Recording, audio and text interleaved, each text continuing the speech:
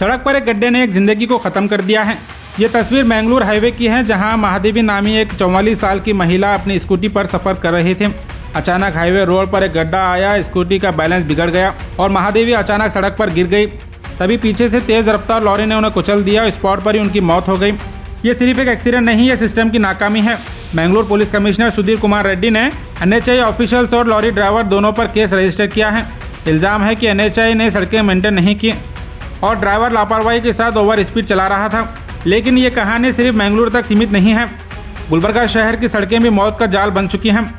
Ring road हो, MG road हो या गवर्नमेंट हॉस्पिटल टू सेडम रोड हो या शहर की किसी भी गली मोहल्ले में आप नज़र डालें, हर जगह बड़े बड़े गड्ढे मौत का इंतजार कर रहे हैं। सवाल यह है कि जब गुलबर्गा के MP, MLA, मेयर सब कांग्रेस से हैं, तो ऐसी कौन सी मजबूरी है जो सड़कों की हालत अब तक नहीं सुधरी? आखिर और कितनी लाशें उठाने के बाद सिस्टम जागेगा? आपके एक वीडियो और एक फ़ोटो से भी सिस्टम को हिलाया जा सकता है। जहां कहीं भी आपको सड़कें खराब दिखी, आप वीडियो और फोटोज़ रिकॉर्ड कर गुलबर्गा हेडलाइंस को भेज सकते हैं।